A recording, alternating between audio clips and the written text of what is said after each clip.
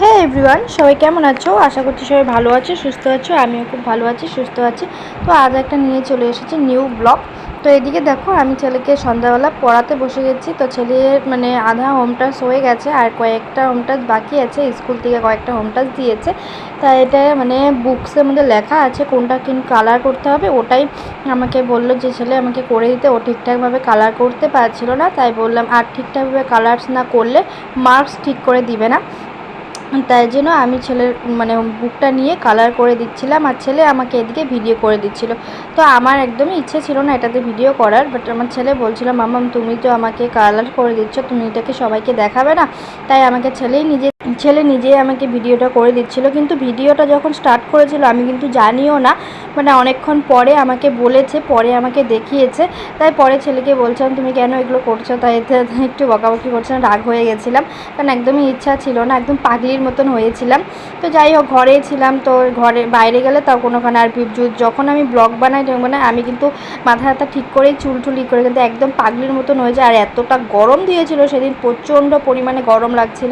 তাই চুলগুলো দেখো, আমি কিন্তু স্নান করে এসে ছেলেকে বসে গেছিলাম। আর মুখে আমি কিন্তু মাস্ক লাগিয়েছিলাম। তো মাস্কটাকে আমি ধুয়ে এসে চুলটাকে একটু ধুয়ে হালকা করে তো এসে বসে গেছিলাম। ছেলে আমাকে ডাকছিল, তাই এসে ওর হোম টাস্কটা করে দিচ্ছিলাম। আর যাই হোক, ছেলে যেটা করেছে কী আর বলবো।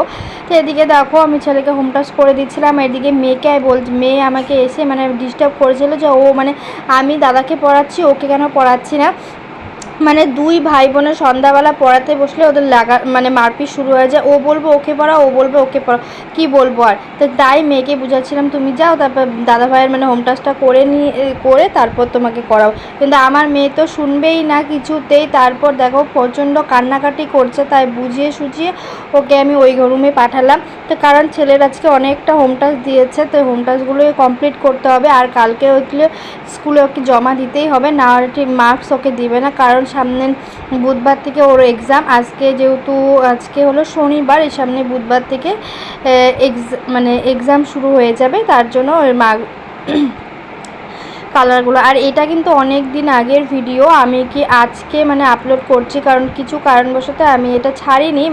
যাই হোক, হবে হয়তো কিছু, আমি হয়তো ভুলেও গেছিলাম, এই জন্যই। তো যাই হোক, আজকে এটা আমি আপলোড করছি। তো এদিকে দেখো আধা দুই পেজের মতন ওই দিয়েছিল হোমটাস, তো 2 পেজ কমপ্লিট হয়ে গেছে। এটা কালার করলে কমপ্লিট হয়ে যাবে। তো ছেলে তো ওগুলো করেছে, কিন্তু ছেলে আর আর্ট করতে কালার করতে পারছে না, কারণ কালার এদিক ওদিক বেরিয়েও যাচ্ছে। আর ঠিকঠাকভাবে বললামই তো, কালারটা না করলে স্কুল থেকে মার্কস দিবে না, যে বুঝতেই পারো। আর এখন ইংলিশ, তার মধ্যে স্কুলে এখন কড়াকড়ি একটু নিয়মও করে দিয়েছে। আর তার জন্য আমি বসে বসে করছিলাম। তো আজকের মতন ব্লগটা এখানে শেষ করছি। দেখা হচ্ছে নেক্সট কোনো ব্লগ।